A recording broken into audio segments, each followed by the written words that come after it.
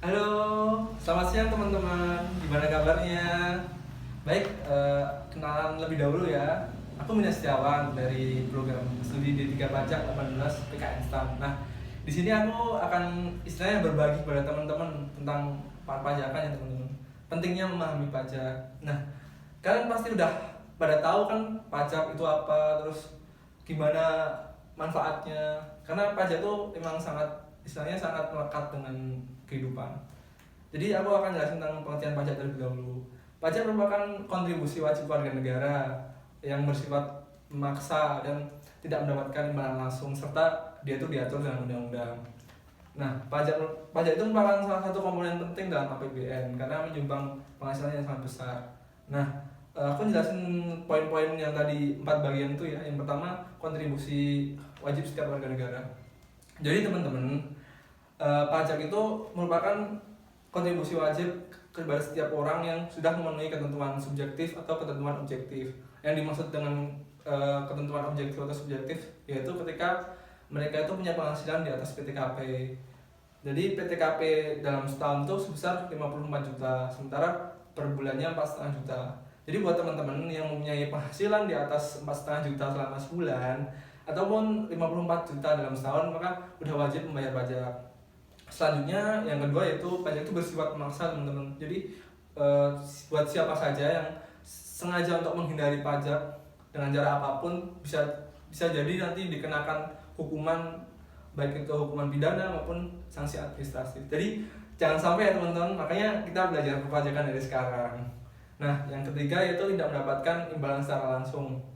Jadi itu pajak tidak mendapatkan imbalan secara langsung. Ketika kita membayar pajak, kita tuh tidak bisa langsung mendapatkan manfaat ke kita, tapi di masa depan, di beberapa waktu ke depan tuh kita mendapatkan manfaat dengan fasilitas umum yang disediakan pemerintah seperti jembatan, baik itu jalan raya yang kita lewati sehari-hari, fasilitas pendidikan dan lain sebagainya.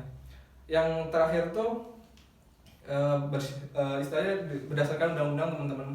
Jadi pajak tuh ditarik dan dipungut tuh sudah ada ketentuan masing-masing. Nah, selanjutnya aku akan jelasin tentang pentingnya pajak teman-teman. Pajak itu merupakan ya seperti yang udah aku jelasin tadi sebelumnya, yaitu menyumbang penghasilan terbesar dalam suatu APBN. Bahkan di tahun 2019, APBN 2019 tuh pajak itu menyumbang 82,5% teman-teman. 82,5% itu berasal dari pajak. Bayangin sebuah negara itu istilahnya nggak bisa memanfaatkan potensi pajaknya, tentu sudah pasti perekonomiannya sangat kurang. Nah, tapi di Indonesia sendiri berdasarkan data 10 tahun terakhir itu ternyata kesadaran masyarakat Indonesia akan pajak itu masih rendah teman-teman. Jadi kesadaran pajak warga Indonesia itu masih di sekitar angka 10%. Nah, itu masih berada di belakang beberapa negara ASEAN seperti Filipina, Singapura, Malaysia, dan Brunei yang punya tax ratio-nya itu di atas 15%. Nah, tentu ini menjadi PR tersendiri bagi kita semua, bagi teman-teman juga. Nah, sampai saat ini DJP udah melakukan berbagai langkah teman-teman untuk istilahnya menaikkan pendapatan negara melalui pajak. Salah satunya yaitu mulai penyuluhan.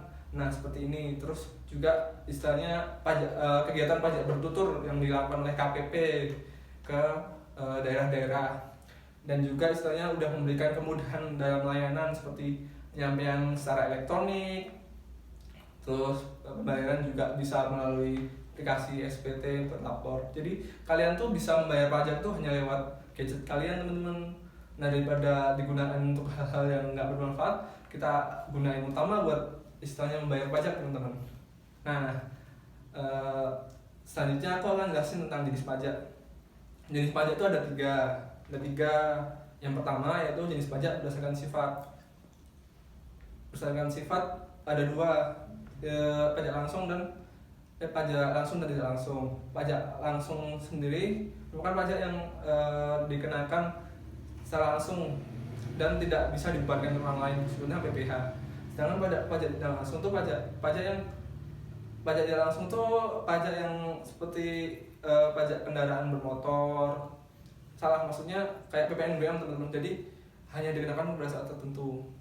Nah, selanjutnya itu pajak berdasarkan subjektif dan objektif. Pajak subjektif itu berdasarkan subjeknya kayak PPh, sementara pajak objektif itu berdasarkan objeknya. Contohnya kayak kendaraan bermotor, PPHTB. Nah yang terakhir tuh pajak berdasarkan instansi teman-teman. Nah pajak berdasarkan instansi dibagi dua, ada pusat, ada pajak pusat, ada pajak daerah. Nah apa sih pajak pusat, pajak daerah? Kan sama aja pemerintah. Nah itu beda teman-teman. Kalau pajak pusat tuh ditarik oleh pemerintah pusat, dalam hal ini DJP melalui pajak, contohnya yaitu PPH, PPN. Nah untuk pajak daerah tuh pajak yang dipungut oleh pemerintah daerah, baik itu pemerintah daerah tingkat 1 provinsi atau pemerintah daerah tingkat 2 yaitu kabupaten atau kota. Nah contoh pajak daerah yaitu pajak kendaraan bermotor, PBB teman-teman, yang dibayarkan biasanya melalui ketua RT atau RW, nah dan sejenisnya. Nah ada tarif, selanjutnya aku jelasin tentang tarif pajak. Ada progresif, ada tetap, ada proporsional, dan ada degresif. Proporsional tuh tarif pajaknya tetap seperti PPN 10% dan juga PBB yang sebesar 0,5%. Sementara tarif pajak tetap tuh nominalnya yang tetap, kayak misal biaya materai. Terus selanjutnya tarif pajak progresif. Tarif pajak progresif itu dia tarifnya naik kayak PPH yang pasal 17 ada tarif 5%, 15%, 25%, dan 30%. Nah itu berjenjang sesuai tingkat penghasilannya. Ada juga tarif degresif, yaitu tarifnya itu turun sesuai dengan kenaikan dari penghasilan, tapi itu nggak berlaku di Indonesia. Nah untuk selanjutnya aku jelasin tentang fungsi pajak. Fungsi pajak ada 4: budgeter, distribusi, regulasi, dan stabilisator. Nah budgeter itu sebagai anggaran, jadi pajak digunakan untuk membiayai pengeluaran teman-teman. Sementara regulator tuh pajak digunakan untuk regulator tuh dia itu pajak digunakan bisa buat untuk mengatur, seperti mengatur kegiatan ekspor yang digunakan tarif pajak 0% untuk mendorong kegiatan ekspor. Dan selanjutnya itu yang ketiga distribusi, untuk distribusi kesejahteraan seperti kayak misal untuk kesehatan dan lain-lain. Yang terakhir stabilisasi, itu stabilisasi ekonomi untuk menstabilkan keadaan ekonomi, seperti pengenaan pajak saat inflasi untuk mengurangi peredaran uang. Nah yang terakhir aku akan jelasin tentang manfaat pajak. Ada 6: fasilitas pendidikan, itu buat membiayai pendidikan, contoh kayak misal ada BOS dan lain-lain. Untuk fasilitas kesehatan, buat kesehatan, untuk membantu fasilitas kesehatan kepada rakyat miskin. Untuk keamanan dan ketertiban itu untuk biaya-biaya pembelian senjata dan lain-lain. Selanjutnya yaitu untuk infrastruktur dan fasilitas umum teman-teman. Jadi infrastruktur dan fasilitas umum itu buat membangun jalan, jalan tol misal. Terus ada juga kayak misal sekolah dan lain-lain. Terus ada 2 lagi, kelestarian lingkungan hidup dan pengembangan transportasi umum. Untuk pengembangan transportasi umum itu buat membangun istilahnya fasilitas, terutama di kota-kota besar teman-teman, kayak misal KRL kan, itu untuk mengurangi kemacetan ya teman-teman. Jadi itu sangat berguna untuk membantu istilahnya membuat nyaman fasilitas. Selanjutnya itu kelestarian lingkungan hidup, untuk menjaga lingkungan hidup yang ada di Indonesia, karena untuk menjaga hutan dan lain-lain yang sangat banyak itu dibutuhkan dana yang lumayan. Nah itu berasal dari pajak. Nah mungkin itu yang bisa aku sampaikan teman-teman. Terakhir aku mau nyampein jargon pajak kita untuk kita. Jadi kita harus berkontribusi bersama untuk pembangunan negara. Terima kasih.